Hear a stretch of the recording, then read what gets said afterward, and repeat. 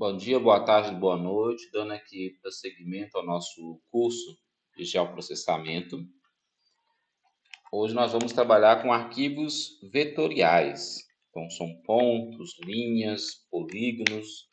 Vamos aprender um pouco sobre a interface do QGIS para trabalhar com esses arquivos vetoriais, os principais comandos, os principais macetes para trabalhar com esse tipo de dados. Então, vamos começar, né? Bom, existem muitos bancos de dados na internet para se trabalhar com arquivo do tipo shapefile. Então, o segredo, né, é você procurar arquivo do formato shapefile e buscar o arquivo que você deseja. Normalmente, tem muitos sites que fornecem esse tipo de dados. Em Minas Gerais, tem o Sistemas GIS. Vou colocar MG aqui para cair em Minas Gerais. Olha lá, IDS Gema Geoportal. Aqui tem muitos arquivos web service que possuem essas informações que você pode buscar para trabalhar. Tem o Instituto Pristino. Também tem, mas eu acho que ele trabalha muito com dados. Instituto Pristino aqui, ó. Eu acho que ele trabalha muito com dados também de Minas Gerais.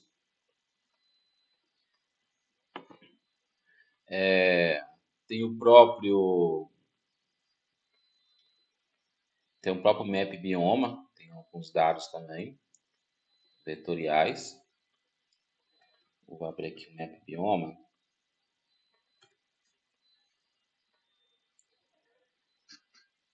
Então, e o próprio site do IBGE, o site da Embrapa, então vocês vão encontrar diversas fontes de dados ou você mesmo pode fazer o seu arquivo shapefile para se trabalhar. Bom, normalmente o arquivo vai vir no formato shapefile, mas é comum o arquivo, se a gente for falar do arquivo mais moderno para se trabalhar com elementos vetoriais, será o arquivo GeoPact. Só que, no entanto, esse GeoPact ele só funciona em software de geoprocessamento muito específico. Então, o QGIS já aceita, o ArcGIS já aceita, alguns outros softwares podem aceitar, mas para se trabalhar com algum software mais antigo, algumas plataformas, enfim, para ser uma coisa mais universal, ainda é o arquivo shapefile. Então, portanto, esses sites em geral você vai encontrar sempre o arquivo no formato shapefile. Estou aqui no site do Map Biomas, aqui na aba aqui, mapas e dados, downloads, vocês vão conseguir ter acesso a essa base de dados. Se não me engano, vai ser estatística, não é? Mapa de coleções, dados de infraestrutura, eu acho que é esse dado aqui, ó. Então, aqui tem alguns arquivos que você pode baixar lá do Brasil, rodoviário, rodovia federal, rodovia estadual, né? São todos arquivos do formato shapefile. Só vir aqui na aba aqui, download, você consegue acessar lá, barragens, né? Então, vamos supor que eu quero fazer uma análise, que dá para ser até legal, né? Uma imagem, dá para fazer um trabalho, por exemplo, eu não sei se aqui vai pegar todas as barragens de Minas, do Brasil, não sei, mas poderia fazer um trabalho depois do rompimento das barragens, havia uma proposta que essas barragens fossem substituídas ou inativadas, né? Só jogando uma ideia aqui no alto aqui, né? Eu poderia baixar esse dado aqui de barragens, por exemplo, e analisar lá no Google Earth Engine se nessas barragens tem presença de água, que é uma operação muito simples. Basta eu calcular o NDVI de uma imagem Sentinel ou Landsat que seja, e enquanto o NDVI tiver um valor muito baixo ou negativo, significa que lá tem água. Então pode fazer até de forma automática isso. A partir do momento que ele analisar que dentro de uma barragem o NDVI não está negativo, significa que não tem mais água. E aí você crava a data ali e consegue fazer um panorama geral de todas as barragens, qual ainda tem água, qual não tem água e quando foi que começou a não ter mais água naquelas barragens, e gerar esse panorama frente, né, ao levantamento geral que eles estão fazendo aí sobre a desativação dessas barragens. Seria um trabalho interessante, jogando ideia no alto aqui, né? Usina fotovoltaica, dá para. Se bem que o Map Bioma já está com esses dados também, o uso e ocupação do solo já está colocando já o uso de usinas fotovoltaicas. É muito comum a utilização de rodovia estadual, rodovia federal, então a presença dessa rodovia com aumento ou não do desmatamento, o desmatamento é influenciado pela proximidade de estrada, tem uma influência aí o aumento do desmatamento? Porque muitas vezes tem. Quando se abre uma nova estrada, por exemplo, há uma pressão de novos loteamentos, novas frentes, e aí você aumenta o desmatamento dessa região. Então, dá para estudar o efeito, né, da proximidade das estradas com o aumento do desmatamento. Dá para fazer isso também no Google Earth Engine essa ideia. Vamos ver aqui mais. Hidrovia, essa hidrovia aqui, eu acho que são, eu acho que são rios navegáveis. Então, são os grandes rios do Brasil. Enfim, né? Aqui tem dados, né? Para a gente brincar, pensar em vários tipos de estudo. Aqui não tem dados, pelo visto aqui. Pode ser que tenha outro banco de dados sobre pontos de validação, camadas. Eu acho que é lá mesmo. Dados de infraestrutura. Eu queria dados de unidade de conservação. Pelo visto aqui não tem não. Bom, o Instituto Pristina aqui tem alguma informação interessante.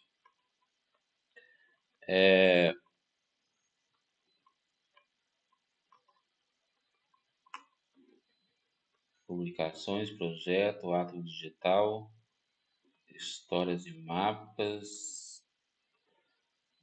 Ele tem uma forma aqui, ó, acho que é aqui, ó, clica aqui para.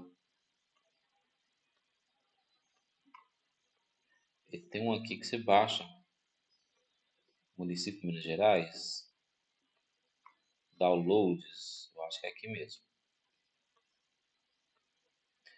E aqui você vai ter uma série de dados, shapefile, isso, para também baixar.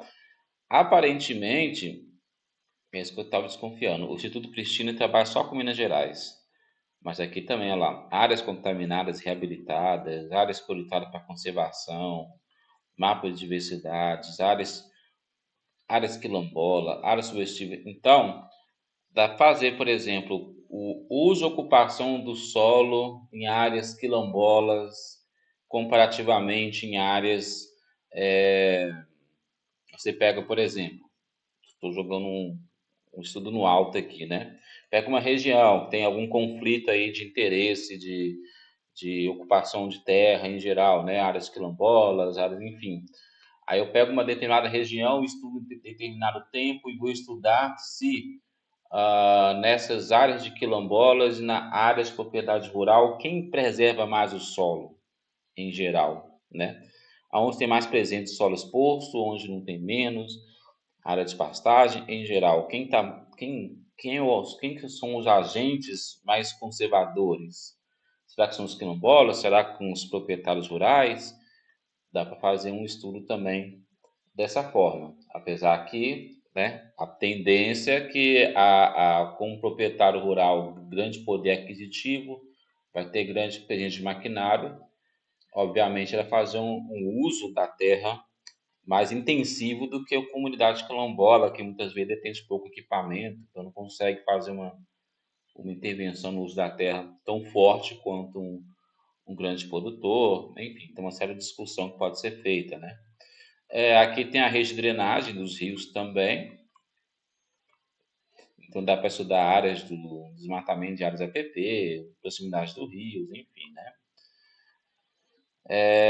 Fósseis, aqui você vai ter uma série de limites estadual, linhas de transmissão, então outorgas que é muito legal, porque a outorga, ela traz o arquivo com os dados de outorga, ele traz quem pediu outorga e por que pediu outorga. E o legal das outorga é que ele traz o nome da fazenda. É a única base de dados que a gente consegue ainda trabalhar com esses dados de quem é o dono da propriedade rural. Porque quando você trabalha com dados do CAR ou dado lá do XF, tem uma matrícula, tem alguma coisa, mas não tem o nome da fazenda nem o nome do proprietário propriamente dito, né? Aí fica difícil localizar, talvez, fazer uma intervenção local, achar quem é exatamente o dono da fazenda, né? Quando vai a campo com os dados, a outorga, quem tem outorga dá o nome da fazenda ou o nome do proprietário. Aí você consegue unir as duas informações. Vou até baixar esse arquivo aqui também, para a gente poder trabalhar com ele. Então percebe aqui, ó, eu posso baixar o arquivo tanto em SHP quanto em KML.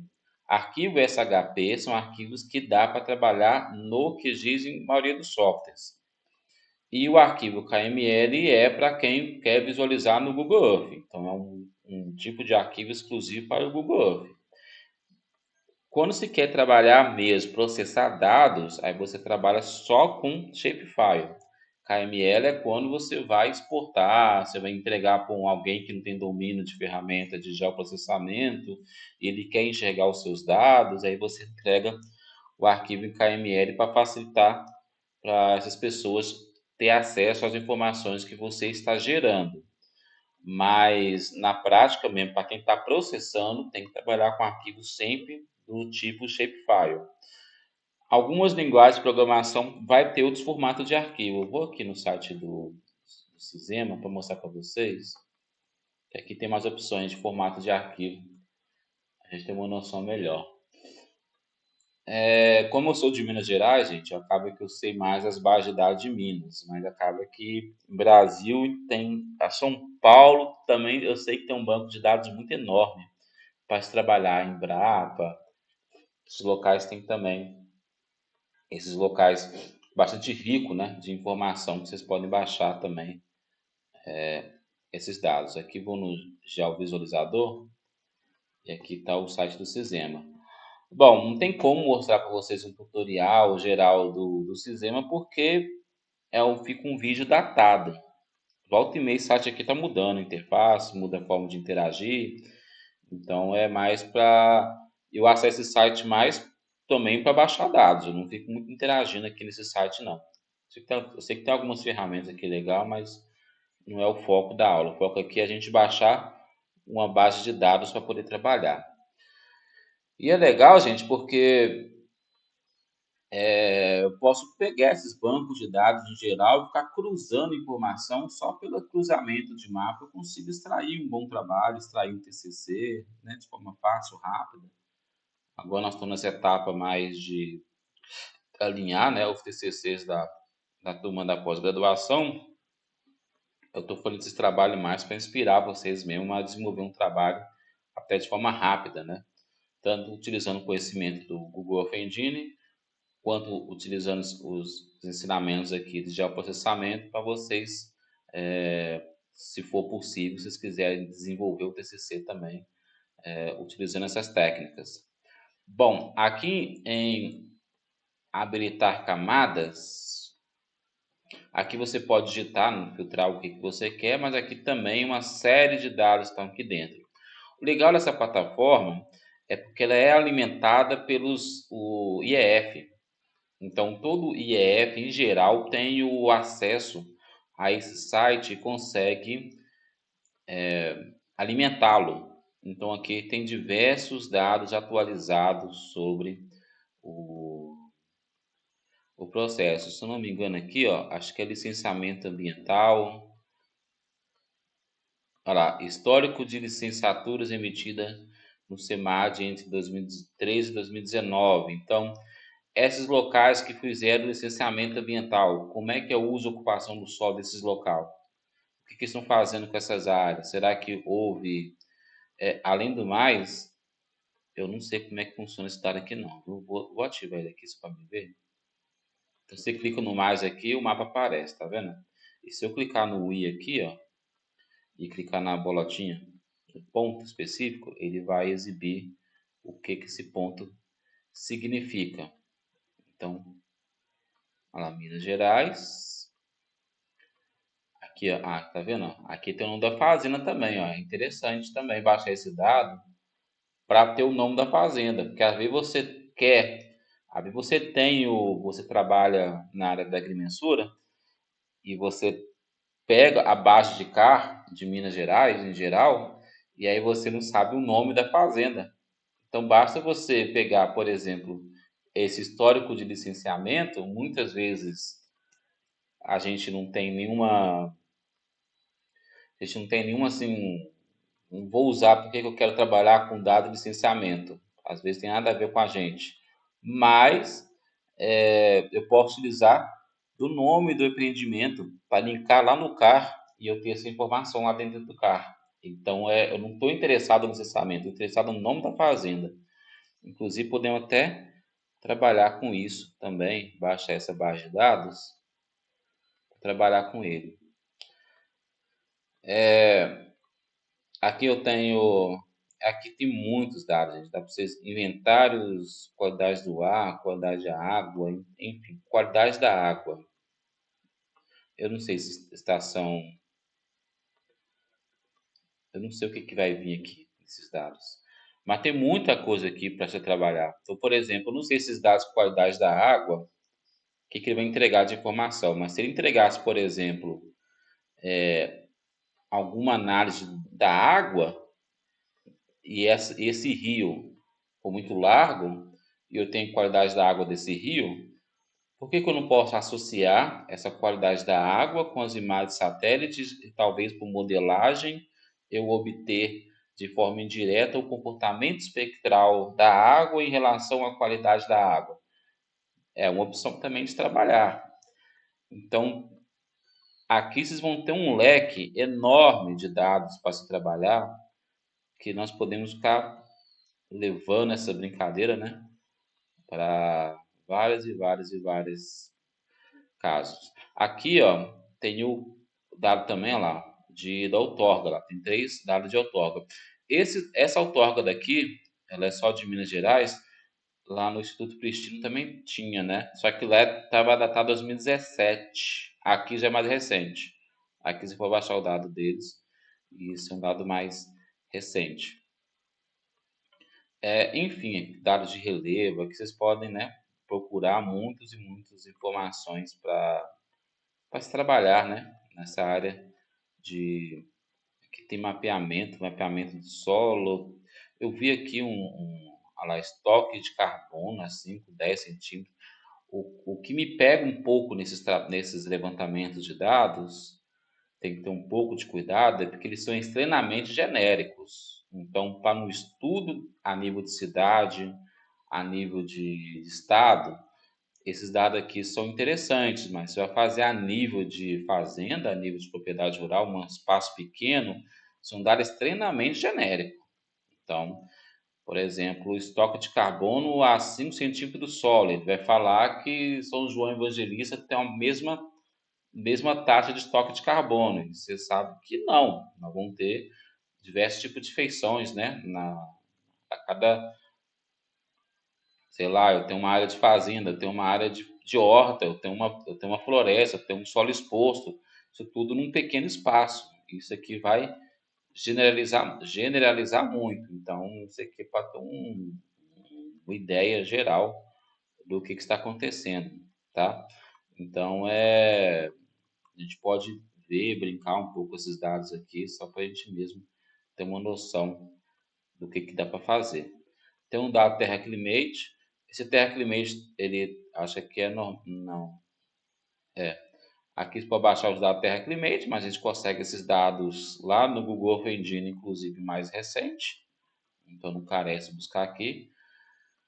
Enfim, né? Tem normal climatológica também, lá, feito pelo INEMET. Eu não sei o que é isso, o que isso vai dar. Vou clicar no mais aqui. Será que vai dar um ponto e vai dar uma imagem? Não sei. Ele vai dar uma imagem, vai dar ponto. A gente consegue isso no Google Earth Engine na forma de mapa, né? Bem mais avançado.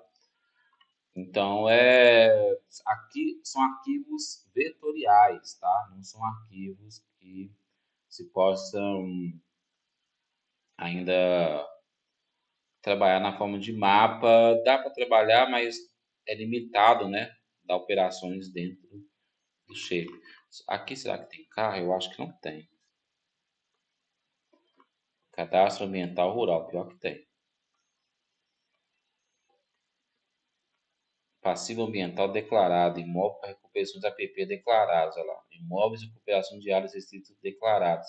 Isso aqui é interessante, ó. Por exemplo, imóveis para recomposição de APP declarados no CAR. Será que realmente eles fizeram essa recomposição?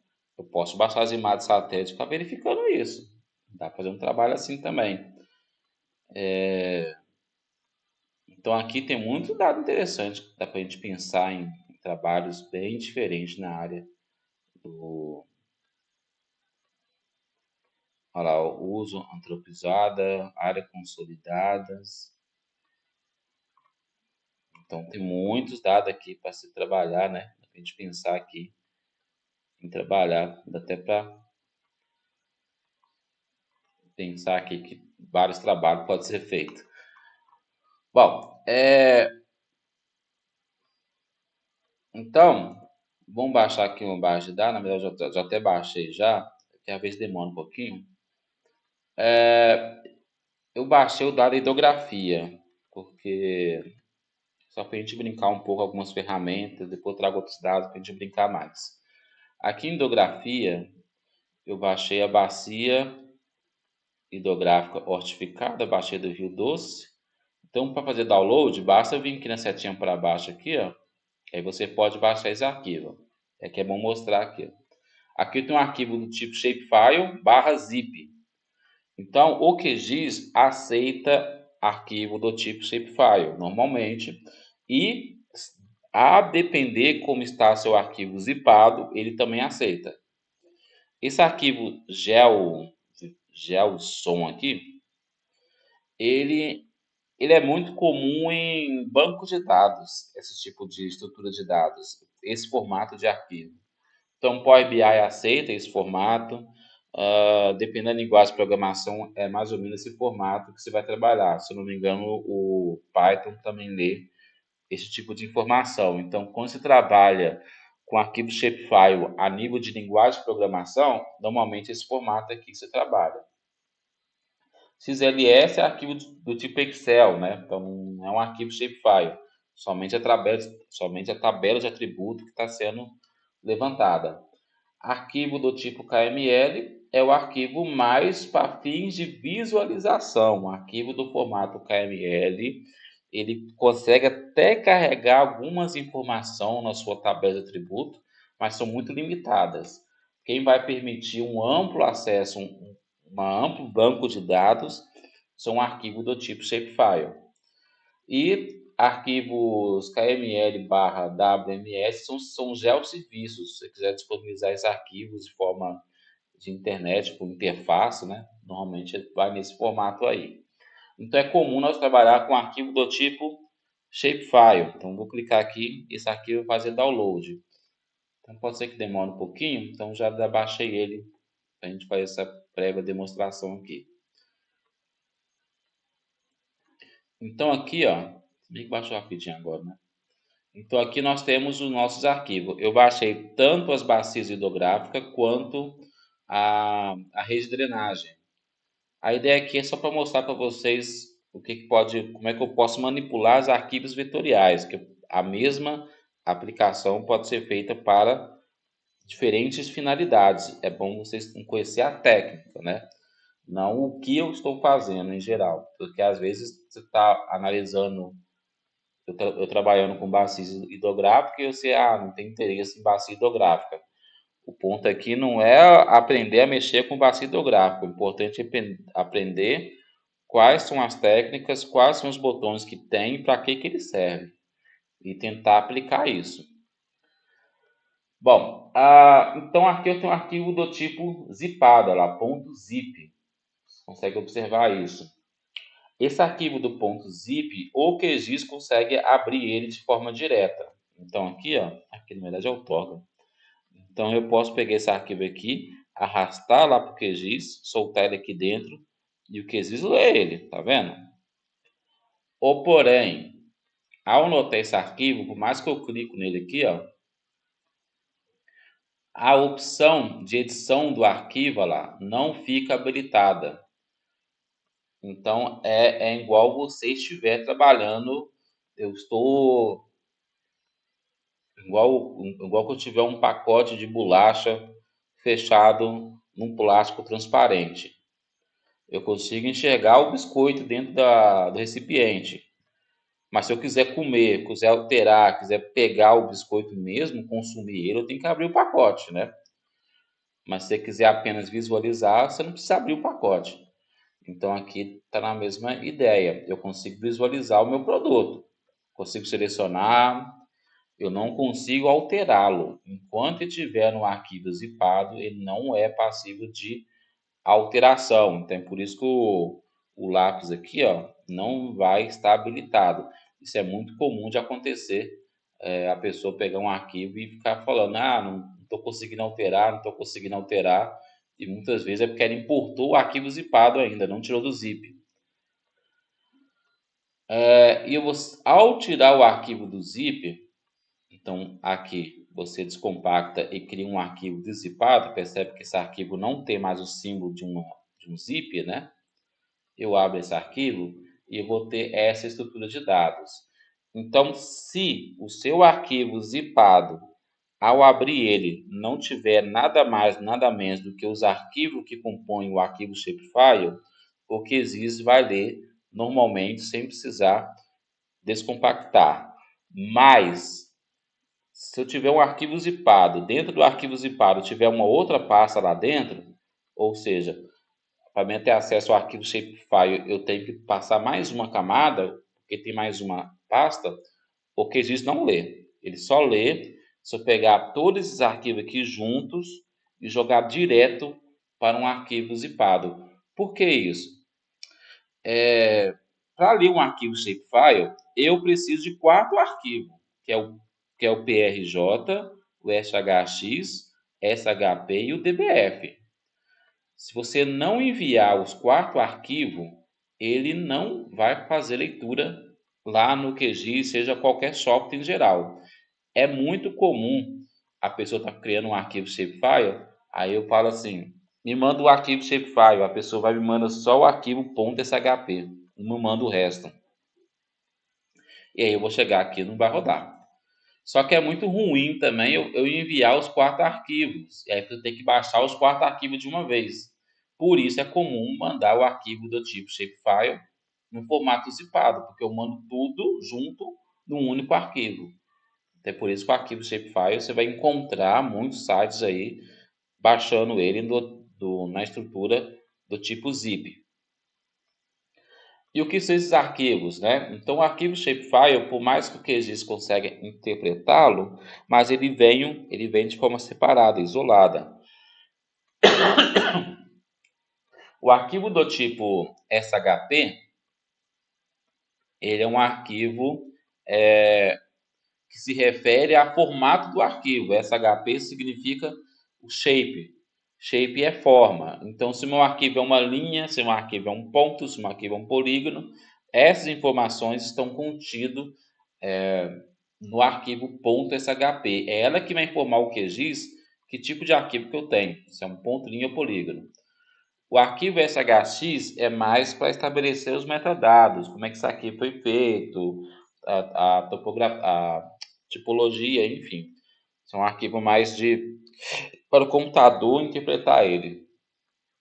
O arquivo PRJ é a projeção do arquivo. Então, se meu arquivo shapefile ele é UTM, WZ74, SIGA 2000, o que é ele? Então, aqui o PRJ é o arquivo que traz a informação da projeção do arquivo.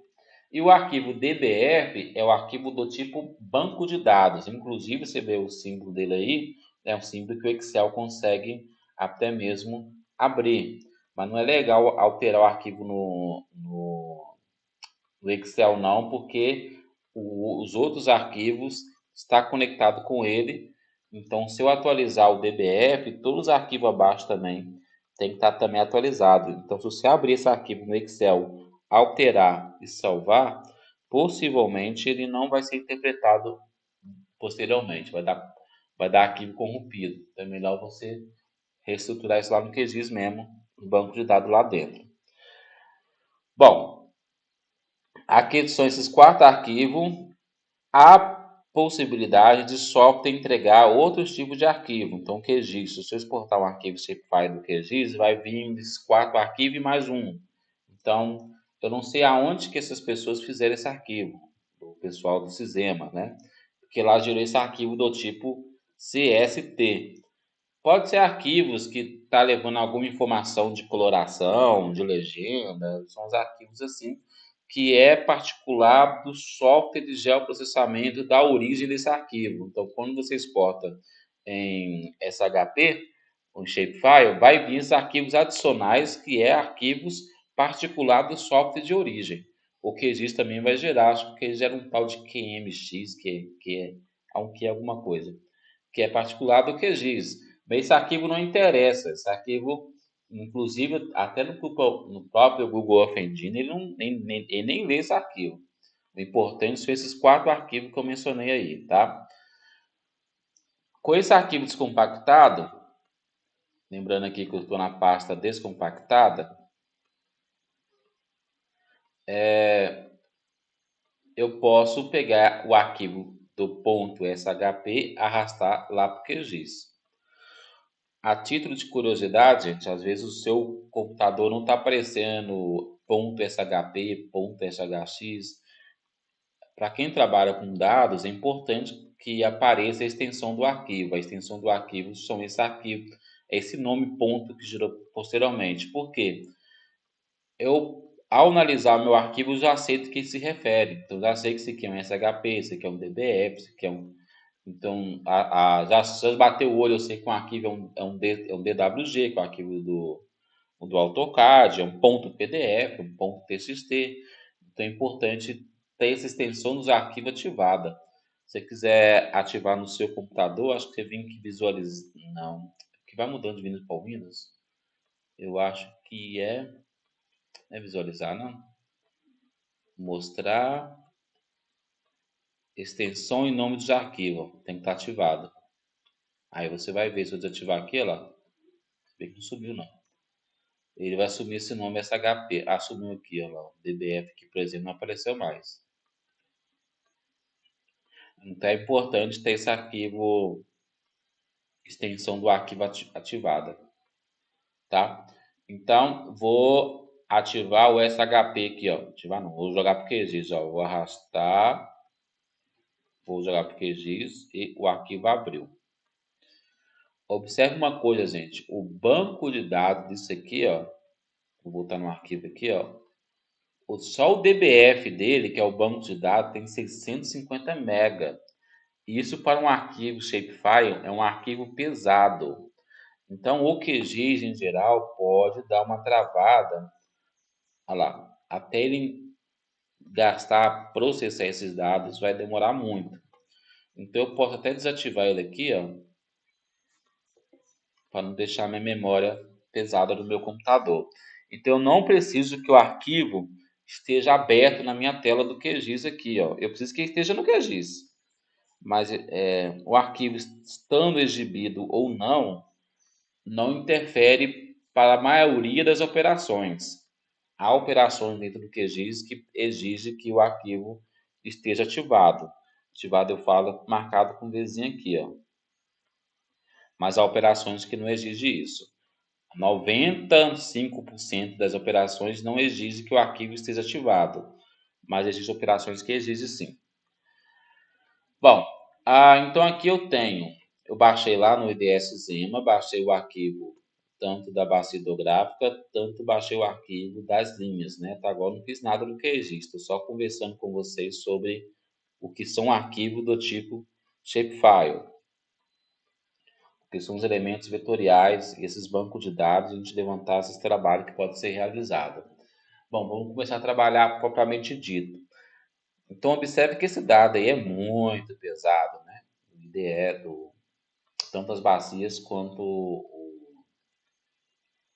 o arquivo daqui, tá vendo?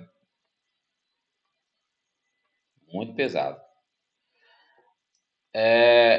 Podemos, então, em vez de eu trabalhar com o arquivo inteiro, eu posso trabalhar esse arquivo de forma só um pedaço. Então, eu consigo extrair o pedaço que me interessa por diversas formas. Então, a vantagem do geoprocessamento é você entender que existe diversas operações que chegam no mesmo caminho.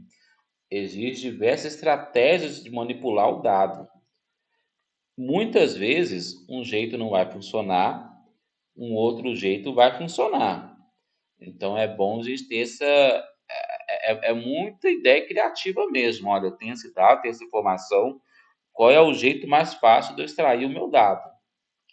Então, se eu quero, por exemplo, trabalhar com a bacia do Graipu, que é uma bacia aqui próximo de Guanhães, que temos a parceria lá com o Instituto Federal, com o SAE de Guanhães, e é uma bacia muito importante porque ela faz o abastecimento da cidade. Então, vamos supor que eu quero trabalhar lá no Graipu. Como é que eu faço para com essa base de dados, extrair tanto a rede de drenagem quanto a bacia do Graipu? Então, eu tenho diversas formas. Eu posso inserir, por exemplo, aqui uma.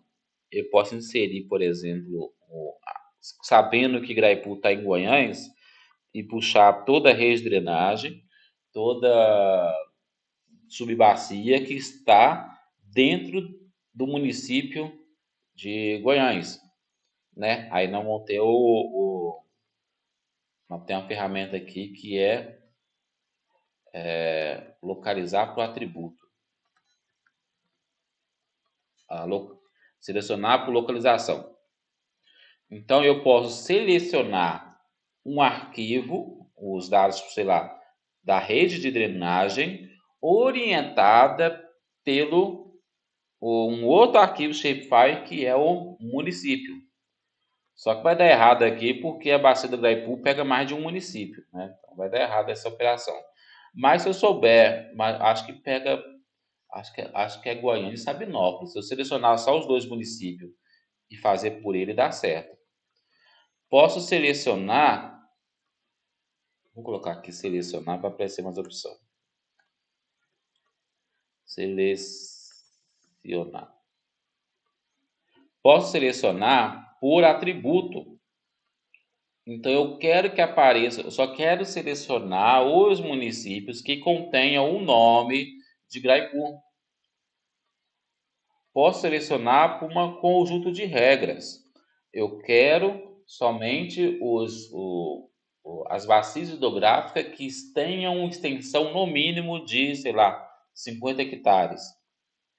Posso, enfim, tem diversas formas de você selecionar atributos, tem diversos mecanismos. Você pode selecionar por localização de um arquivo paralelo, pela tabela de atributo do próprio elemento. Você pode selecionar com uma expressão, que é isso que eu falei aqui, ó, seleciona somente um município tal, tal, tal. Selecionar a distância, ou seja, olha, eu quero que todos os municípios que estão próximos ao meu rio principal, a um raio de 3 quilômetros. Eu posso também cortar, então se eu brincar em vetor geoprocessamento, eu posso recortar. Então eu tenho, sei lá, todos os municípios Graipu, eu tenho o município de Goiás, eu quero recortar, então recorto os meus arquivos de linhas e polígono daqui de baixo, somente quem está dentro de Goiás. Eu não gosto muito de recortar, por causa que, principalmente dados de bacia hidrográfica, ele não respeita muito, né, limites de outros. Então, uma bacia hidrográfica não respeita limite administrativa de município. Então, vai dar errado. Então, é melhor selecionar quem está dentro do que cortar. Quando você recorta, você altera a extensão geral do arquivo e você pode perder informação, né? Então, vou vou recortar, eu quero somente os CAR dentro de São João Evangelista, todas as propriedades rurais dentro de São João Evangelista. Se eu recortar todas as propriedades rurais dentro de São João Evangelista, qual que é o resultado? Todas as propriedades rurais que estiverem na fronteira de São João Evangelista terão a sua propriedade recortada, elas vão perder seu tamanho real. Então, às vezes, a propriedade rural é muito maior do que aquela, mas por eu ter limitado o seu tamanho para estar dentro do município de São João Evangelista, vai estar errado. Então, é muito comum ter dados vetoriais, aliás, os dados vetoriais em geral não ultrapassam o limite administrativo. Então, por isso que eu prefiro selecionar quem está dentro de São João Evangelista, por exemplo, do que recortar quem está dentro de São João Evangelista, porque vai dar esse erro aí. Beleza? Aí nós vamos ativar aqui. Então eu vou tentar trazer essa questão de Goiás. Será que eu tenho um dado aqui de município? Eu acho que eu tenho. Porque você pode baixar lá no aqui, ó, MG município aqui. Vou trazer esse dado para o QGIS também. Então você pode também trabalhar com baixar esses dados aqui. Eu trouxe os municípios de Minas Gerais. Onde eu consigo os municípios de Minas Gerais? Você pode conseguir no IBGE, no Instituto Cristino, no acho que o Map Bioma não tem não. Lá no Cisema, vários locais vai ter essa informação dos municípios de Minas Gerais. Então, eu vou tentar localizar a São João Evangelista aqui. Isso daqui eu acho aqui no olho. Acho que não, hein?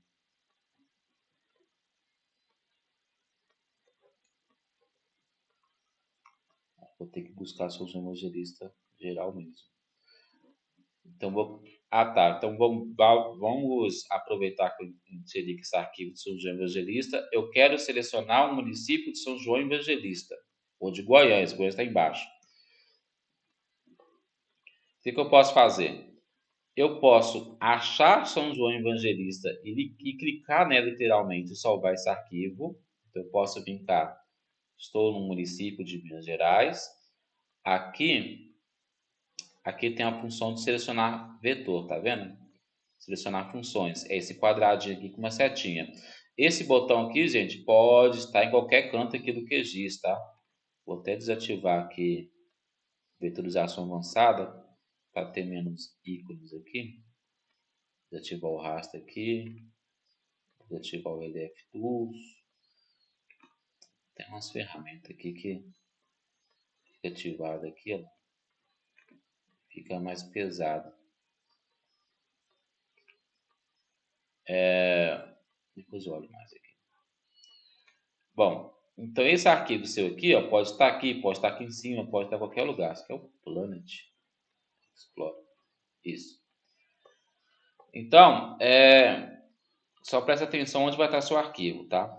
Como é que eu posso selecionar o arquivo? Eu posso literalmente clicar nesse botão, que tem uma setinha aqui com um quadradinho, e clicar no QGIS, para ele ficar amarelo, tá vendo? E aí eu posso salvar, ficar com o botão direito aqui, né? Quem está amarelo está selecionado, tá? Aqui embaixo que você vai ver, ó, uma característica selecionada da camada MG. Eu posso literalmente selecionar aqui, vir com o botão direito lá em exportar, guardar elementos selecionados, ou eu posso estabelecer outro critério de selecionar esse arquivo. Isso aqui é uma forma. Se você quiser selecionar mais de um município, ou mais de uma feição, isso funciona para qualquer coisa, né? Desde que o elemento seja vetorial, a base é a mesma. Você pode segurar o botão Ctrl aqui, ó, e tá vendo? Selecionar. E quando tiver o botão Ctrl segurado no meu teclado, eu posso selecionar múltiplas feições.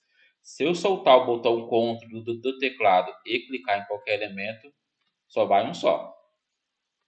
Então tem que ter essa jogada aí. Posso selecionar assim? Ah, mas eu não conheço o nome do município, né? Eu pelo desenho assim, eu não sei quem é quem. Então eu posso colocar um nome, alguma coisa aqui na tela que me ajuda a orientar pelo nome. Então se eu clicar no arquivo, clicar com o botão direito, abrir tabela de atributo, aqui está a tabela de atributo, ou seja, o arquivo Shapefile eu carrega por trás dele, né, todas as informações pertinentes. Uma coisa interessante, gente, que muitas vezes, aqui tô com um arquivo aqui mostrando para vocês, muitas vezes você vai baixar um banco de dados e esse arquivo é extremamente pesado. E aí, o que acontece? Aqui é tudo ok. Muitas vezes eu tenho colunas, eu tenho informações na tabela de atributo que é irrelevante, e isso pesa o arquivo. Então, você lembra que o arquivo lá da linha do Rio tem 600 cacetada, né? Megas. Isso o arquivo é pesadíssimo. Se a tabela de atributo dele tiver um mínimo de informação, o arquivo se torna mais leve e do mesmo tamanho. Então, às vezes, dar uma limpada na tabela de atributo ajuda o arquivo a ficar mais leve.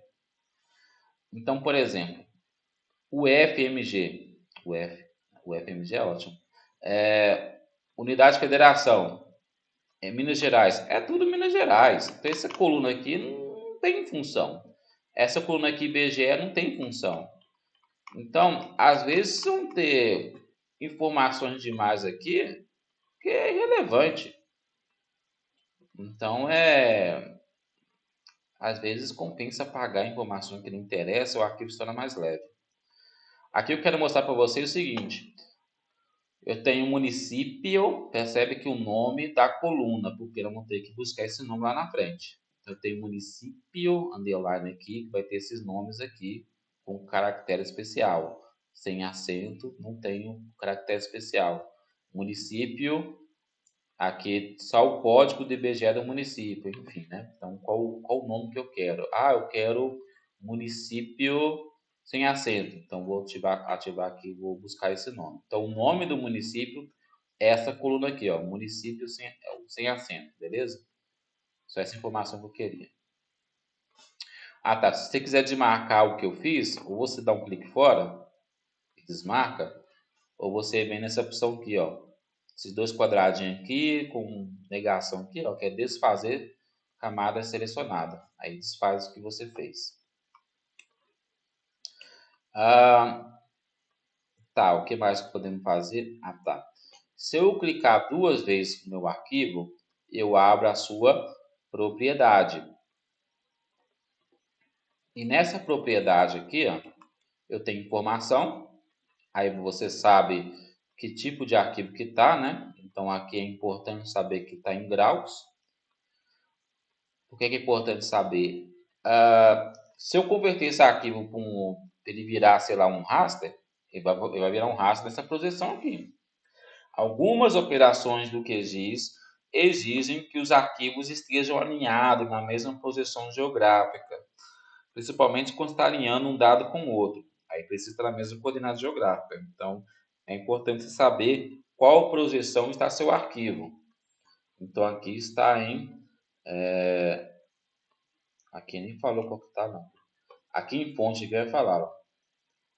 Ele está em WGS Latilong Degrees. Se eu quiser trocar aqui, ó, você pode trocar para outra posição em geral. Aqui, gente, você está declarando aqui na fonte, aqui você sabe a origem do arquivo, beleza. Aqui você sabe a fonte do arquivo. Se eu vier aqui e chamar isso aqui de UTM, é muito comum aluno fazer isso. Isso aqui dá erro, tá? Isso aqui é como se eu tivesse calçando um sapato 30, eu calço 40. É como se eu chegar perto do cara e perguntar assim: você calça quanto? Ah, eu calço 38. O fato de eu falar com um cara que eu calço 38, meu pé não diminui o tamanho, não. Ou seja, você está afirmando que uma coisa não é ela, você não está convertendo. Então aqui é só se o QGIS você entrou com a base de dados, o QGIS reconheceu que é uma coordenada geográfica e você sabe que não é. Aí está bem que está tendo problema de projeção porque o QGIS interpretou a coordenada geográfica errada. Aqui você só vem para corrigir e indicar qual é a coordenada correta. Aqui é só para informar, não é para alterar. Depois eu vou voltar aqui na codificação, porque vai acontecer um problema aqui, eu volto nessa informação aqui. Simbologia é aqui que eu vou dar cor para os meus elementos, vou colorir eles, né, em função de diversas coisas. Então eu posso colorir aqui, ó, aqui está símbolo simples. Eu posso colocar em categorizado, ou seja, categorizado significa o seguinte: eu vou colorir os meus elementos em função de uma classe, de uma cor, de uma classe mesmo, né? Classe, obrigatoriamente, é uma coisa categorizada. Classe é uma coisa de categoria. Então, sei lá, alto, baixo e médio, né? Então, não é número. Então, cada um dos meus elementos vai receber uma cor diferente. Então, por exemplo, vou colorir em função da mesorregião. Eu vim classificar aqui embaixo, vou aplicar, e meu mapa ficou colorido em função das mesorregiões de Minas Gerais. Beleza? Então, eu colori em função da mesorregião. Ah, vou colorir em função do município. Cada município vai ter uma cor diferente. Ela vai ficar uma coisa muito embolada, por sinal. Nada agradável. Olha lá. Vai ficar uma coisa bem doida. Porque eu tenho muitas categorias. Então, aqui está em função disso. Então, ele vai unir as expressões em função das suas classes. Então, ele interpreta como vou aplicar aqui para dar outra cor. Você pode brincar aqui à vontade sobre isso. Então, categorizado em função de classes, tá? Graduado é em função do número. Lembre que categoria é em função qualitativa do elemento. E graduado é uma função quantitativa. Fica mais fácil de entender. Por que isso? Aqui, ó, quantitativa. Quando eu tiver aqui o valor aqui, ó, apareceu poucos elementos, tá vendo? Ó? E repara o número aqui, ó, 1.27. 1.27 é um número. Se eu vier aqui em categorizado, aí eu vou vier descendo aqui, ó, apareceu todo mundo lá. Inclusive aqui, ó, você pode ver, ó, ABC, ABC, ABC, 1, 2, 1, 2. Quando está 1, 2 aqui, ó, é porque o QGIS reconheceu que a tabela de atributo do elemento é número. Se tiver ABC aqui, ó, ele reconheceu que o seu elemento é letras. É muito comum na hora que insere arquivo no QGIS, você quer, sei lá, somar todos os números de uma coluna e dá erro. Dá erro porque o QGIS reconheceu como eu posso ter aqui números e ele reconhecer como letras. E aí a operação lá na frente vai dar ruim. Então, quando dá problema, é bom dar uma checada. É muito comum no geoprocessamento, gente, a gente tentar fazer algumas operações e dar erro. Muito comum. Então, a grande jogada para quem trabalha em geoprocessamento é detectar por que deu erro. Olha, eu não consegui classificar. Por quê? Dá uma olhada se ele identificou como letra, como número. Dá uma olhada se a codificação está errada. Dá uma olhada, enfim. É procurar erro. Porque eu posso fazer um comando aqui e te ensinar, e aí você vai repetir na sua casa, não vai dar certo. Por quê? Porque alguma coisinha deu errado. Você tem que achar essa coisinha. Então é uma coisa de procurar realmente dados, né? Rótulos. Rótulos aqui, ó, eu posso dar um nome aqui no meu mapa em função de alguma coluna. Então, aqui vou colocar aqui, ó, rótulos individuais. Então, com base em qual coluna eu quero que ele apareça o nome aqui embaixo? Vou colocar em função do sem acento, né? Porque eu falei que eu vou buscar o dado sem acento. Aqui vai ter o nome do município. Aqui você pode escolher qual o tamanho da fonte vai aparecer aqui para mim. Isso aqui é muito legal, quando eu fazer layout de mapa, ter essa informação daqui do rótulos. Eu gosto da opção Buff aqui, ó, que ele dá aquele contorno branco em torno da letra e dá um destaque melhor na letra. Então, deixo sempre ativada a função Buff aqui, só para ficar mais fácil. Aqui vou dar OK. E vai aparecer o nome dos municípios para mim, assim que ele quiser trabalhar, né?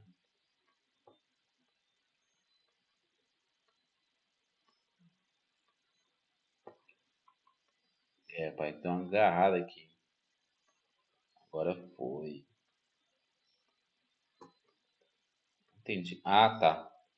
É porque o que deu errado? Eu coloquei categorizado, eu não escolhi nada e apliquei. Então ele classificou tudo branco. Aí meu arquivo ficou tudo branco. Então é bom a gente identificar por que dá esses erros, né? Vou deixar aqui categoria por mesorregião do IBGE, só para a gente colorir o mapa, para não ficar tão feio. O rótulo está ativado, está ativado, dá OK, agora vai dar tudo certo. Tá vendo? É identificar porque deu problema. Se meu arquivo sumiu, uma coisa errada eu fiz. O que eu fiz de errado? Então é muito de identificar isso mesmo. Então ele aparece o nome dos municípios, ele vai se reorganizando aqui, né? Porque não vai caber todos os 900 municípios de Minas Gerais. Eu preciso de alguma coisa, né? Então ele não vai aparecer todos os nomes, vai dar uma organizada aqui. Na medida que você vai dando zoom ou tirando zoom, ele vai aumentando ou diminuindo o número de dados. Aqui, Goiânia está aqui, né? Aqui, achei Goiânia. Então,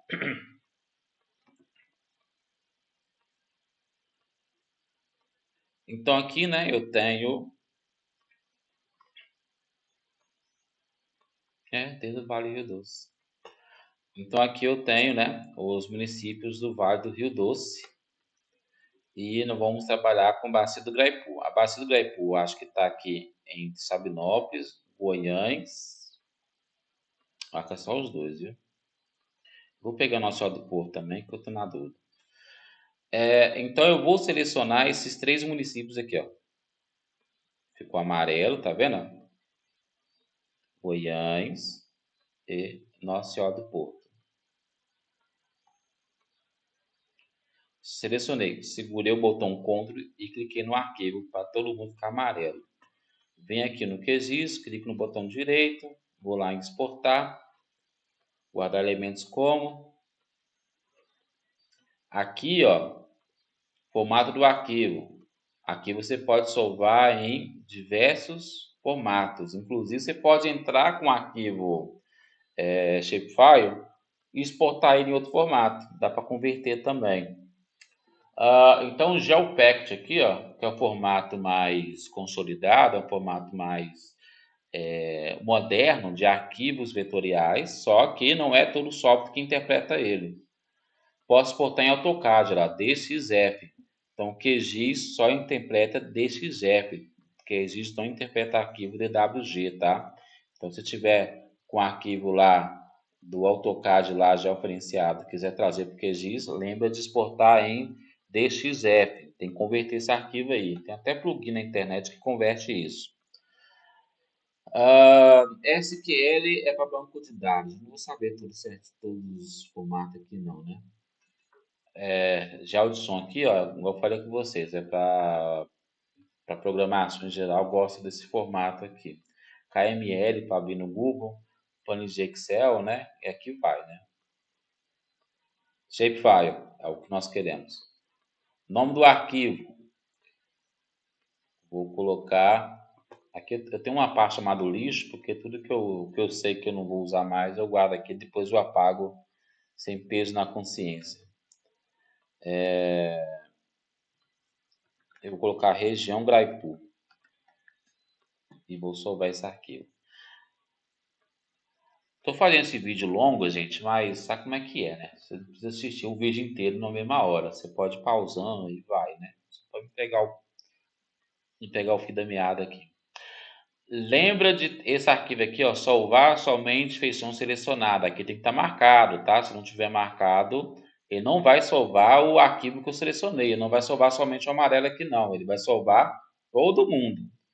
Então é muito comum a pessoa não marcar, deixar isso aqui, não marca essa opção, como já estava marcado, e vai dar problema.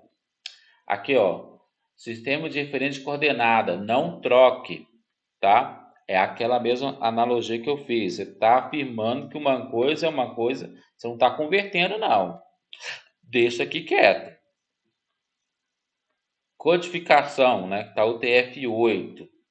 É bom que seja a mesma codificação do arquivo de origem, não está o TF8, mas aqui não vai dar problema, não. O que é codificação, né? Lembra que na tabela de atributo tem os nomes? Esses nomes podem ter símbolos, letras com acento, caracteres especiais. Aí o tipo de codificação é que vai fazer o seu leitor ler esses arquivos especiais, que é os arquivos com acento, né? Então, normalmente é o TF8, tá? O padrão. Aqui vou dar OK. E ele salvou a região Graipu, tá vendo? E aí eu vou selecionar agora, né, somente os rios e a ortobacia que está dentro do Graipu. O objetivo aqui, gente, é a gente vocês conhecer as ferramentas, tá? Estou preocupando muito se é uma aplicação direta em determinada área, porque isso aqui pode ser feito por qualquer tipo de arquivo em geral. Nós estamos fazendo processamento de arquivos vetoriais. Então vamos selecionar as bacias que estão dentro do Graipu. Por que isso? Porque esse arquivo aqui é pesadíssimo, não. Ó, pesadíssimo. Então eu vou aqui, processamento, caso de ferramenta, e aqui eu vou, aqui eu posso selecionar por localização.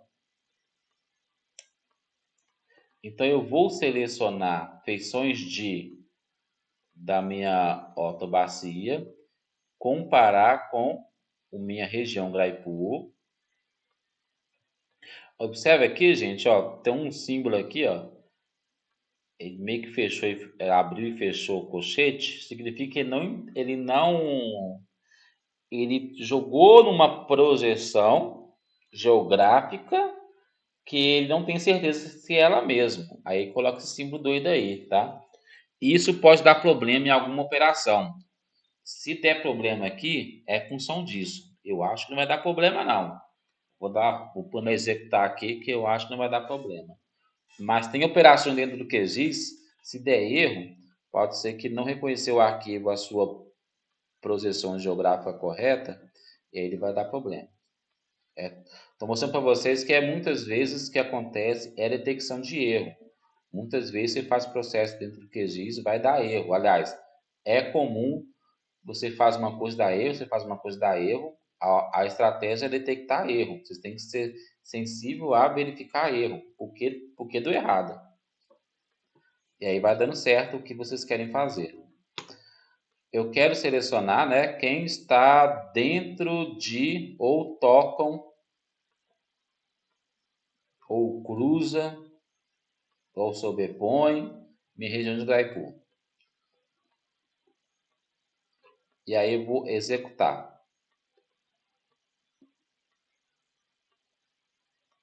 Aqui está falando aqui, ó, não existe especial para a camada, o desempenho será severamente degradado. Então, o que acontece? Ele está executando ainda, tá? Isso daqui, ó, ele colocou não existe índice espacial para a camada de entrada, significa que ele não tem coordenadas geográficas que são coincidentes entre os dois modelos. Portanto, o seu desempenho será, e não garante que vai selecionar tudo que você quis. É só uma informação que ele deu, mas isso aqui não vai dar erro, não. Mas é importante vocês lerem essas informações, porque às vezes ele indica porque deu erro e você corrige. Mas aqui não vai dar erro, não. Mas o que eu falei com você? Isso aqui deu essa mensagem aqui porque os dois arquivos de entrada não estavam com a projeção declarada. Ainda é esse problema. Se desse erro, nós tínhamos que declarar eles antes de fazer essa operação. Mas eu gosto de mostrar, né, esses problemas aqui antes de vocês. Vou fechar aqui. Aparentemente tá tudo ok, né? Por quê? Aparentemente tá tudo assim, meio. Não vi nada diferente, né? Mas esse arquivo outro aqui, ó, ficou amarelinho, ó lá. Todo mundo tá dentro da região, tá vendo? E agora eu posso vir cá, clicar com o botão direito, exportar, guardar elementos como ou guardar elementos selecionados. Vou aqui guardar elementos como. Dá no mesmo, tá, gente? Diversos caminhos chegam no mesmo lugar. Formato shapefile. Sistema de referência coordenada. Nunca muda isso aqui, tá, gente? Isso aqui é o que ele identificou, é ele mesmo. Não dá erro, não. Codificação TF8 também deixa. O que ele achou que é isso mesmo. O nome do arquivo aqui, ó. Vamos chamar de bacias Graipool. Então, o que eu fiz? Eu selecionei as bacias em função quem está dentro de Graipool. Então, primeiro eu selecionei clicando na feição, né? Agora eu selecionei buscando por localização, né? Segunda forma de selecionar arquivo. Poderia fazer o mesmo processo anterior, tá? Estou só mostrando essa diversidade de ferramenta que chega no mesmo local. Aqui vem a questão, ó, como eu não cliquei salvar elementos, salvar a feição selecionada, eu fui apenas guardar elementos como, aqui tem que estar marcado, ó, salvar somente feição selecionada. Se eu não marcar isso aqui, ó, ele vai salvar todas as bacias, não vai salvar somente as bacias que estão selecionadas. Então aqui tem que estar marcado. Vou dar OK, e aí ele vai salvar somente essa região aqui interna, para a gente poder ver. Ok. Esse arquivo aqui, ó, ele é bem mais leve, ó, do que o outro.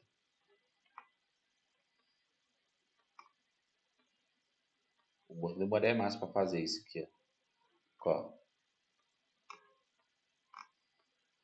Vou fazer uma coisa com o outro aqui para vocês verem. Olha quanto que ele é mais lento, ó. Ó. Tá vendo? O arquivo é mais pesado. Olha. Então não compensa trabalhar com esse arquivo. Eu posso até tirar ele aqui do QGIS. Não vou trabalhar com ele, não. Ah, tá. Se você quiser pagar um arquivo, você vem nesse, seleciona o arquivo que você quer e clica nesse menos aqui, ó, esse quadrado com menos, e remover camada. Tem um comando também, ó, Ctrl D, tá vendo? Você tá lembrando o comando também, é meio complicado. Bom, então aqui, né, se eu abrir a tabela de tributo da bacia do Graipool, que é um pedaço que eu selecionei em função da seleção lá, aqui eu tenho os arquivos, o outro, não sei o que, né? Então nós vamos ver isso. Achei que tem o nome da bacia aqui, não tem não. Tem ID da bacia. Depois a gente vê isso aqui.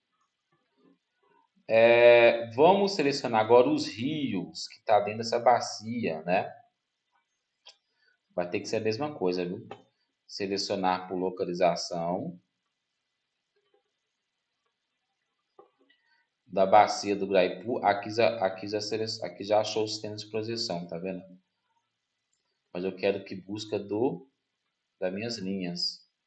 Quem toca, quem sobrepõe, que estão dentro de, quem cruza, intersecciona dentro do Graipool.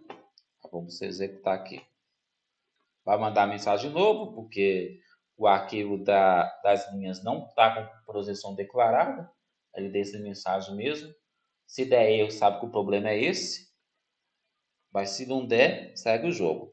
Muitas vezes ele não vai dar, ele avisa, mas ele reclama, mas faz, né? É igual quando minha esposa manda eu fazer as coisas. Reclamo, mas faço. E aí está processando os dados. E aí temos vários e vários. Até agora nós estamos mexendo com ferramenta de seleção de arquivo. Ainda nem pegamos outros tipos de operações para brincar, né? Então são várias e várias coisas. O QGIS, gente, ele é um software muito especializado para manipulação de arquivos vetoriais, tá? Manipulação de arquivos de imagem, talvez o Google Earth Engine ele funciona bem, mas o Google Earth Engine não funciona para processar arquivo vetorial. Normalmente, linguagem de programação não trabalha bem com arquivos vetoriais, ele não dá mais trabalho. Então, o QGIS, e ele foi feito inicialmente para processar arquivos vetoriais. Eu lembro quando comecei a mexer no QGIS, quando surgiu o QGIS, eu comecei a mexer com ele, ele tinha baixíssimas ferramentas de manipular imagens. Ele foi feito para manipulação de arquivos vetoriais. Então, tem muitas e muitas coisas, é muito melhor para trabalhar com isso. Outra dica também que eu dou, enquanto está rodando aqui, eu vou conversando com vocês, né? Outra dica também que eu dou é trabalhar com uma versão do QGIS passada. Operações simples do QGIS, eu não sei porquê, tá? Mas operações simples do QGIS funcionam melhor em QGIS antigo. Funciona melhor e é mais rápido. Por exemplo, isso aqui que nós estamos fazendo aqui agora, os nomes mudam das operações, mas o nome remete a alguma coisa, né? Então, os nomes é bem intuitivo. Mas o QGIS 2.18, para isso que nós estamos fazendo aqui agora, que é manipulação vetorial só com os comandos simples do QGIS, ele funciona melhor. A desvantagem do QGIS 2.18, porque você não vai ter os plugins não vão funcionar mais nele, porque ele é um QGIS muito ultrapassado. Mas para fazer essas operações simples de vetor, ele é muito mais rápido. Então, às vezes, isso aqui demora, isso aqui dá pau, dá problema. Aí eu abro o QGIS 2.18, aí ele roda rapidinho, resolve todos os problemas. Então, para manipulação vetorial, extração de arquivo, seleção, ou eu vou atualizar uma tabela, enfim, fazer algumas operações dentro do QGIS para elementos vetoriais, apesar que eu estou no 2.28, o 2.18 ainda é eficaz para essas coisas. Então, deixa ele aqui instalado aqui, mas eu acho que eu não tenho ele aqui instalado não. Mas ele tem essa vantagem. Então, quem trabalha muito com arquivos vetoriais, principalmente quem trabalha com os dados com grande volume, igual esse aqui né? Esse aqui eu estou trabalhando com o arquivo das linhas aqui é de 600 MB. Então, ele é bem pesado. Então, esse arquivo aí, o QGIS pode demorar para processar isso e o outro pode ser mais rapidinho. Então, sei lá, eu quero igual aquela operação que nós tínhamos anteriormente, que é o quê? Acho que vai demorar para falar nisso. Lembra que nós tínhamos dado, vamos supor que eu quero a base do CAR, né? Todos os municípios do CAR. Você baixa lá no sistema lá do CAR, baixar no Google aí você acha, né? É o Ciscar, eu acho, né? Aí você baixa todos os CARs de Minas Gerais, vai vir um arquivo enorme, pesado, né? Aí você quer tornar esse arquivo mais leve, basta você abrir a tabela de tributo dele e excluir aquelas colunas desnecessárias, que o arquivo fica mais leve também. E aí você quer atribuir para os CAR de Minas Gerais, você quer saber o nome do proprietário ou o mínimo nome da fazenda, né? Já facilita um pouco quando você vai fazer alguma coisa.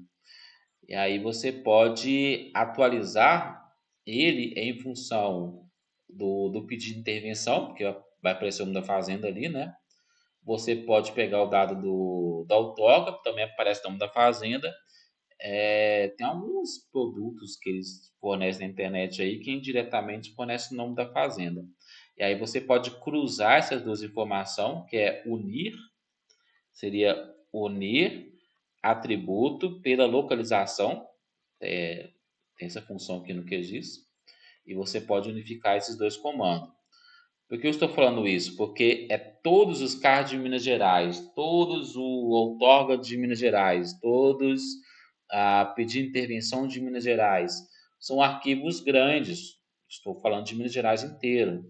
E aí trabalhar no QGIS 3 ponto quadradinho vai ser mais pesado. E você trabalhar no QGIS 3.2.18, isso aqui vai ser mais isso aqui vai ser mais rápido, né? Então, algumas operações, principalmente quando trabalhar com grande volume de arquivos vetoriais, é bom trabalhar no QGIS 2.18. Essa operação que eu falei aí, do 18 funciona melhor. Porém, o nome vai mudar. Estou aqui falando unir pelo atributo. Pode ser que lá tenha, sei lá, unir, ou seja, unificar. Um termo muda, mas o nome do comando ele é bem intuitivo, então dá para você levar em consideração isso.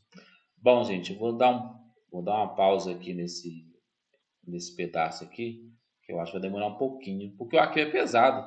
Esse arquivo aqui de IDE é 600 MB, né? Então ele é pesadinho até mesmo para selecionar. Aí eu vou gravar a segunda parte para a gente continuar o processo, tá ok? Então até daqui a pouquinho.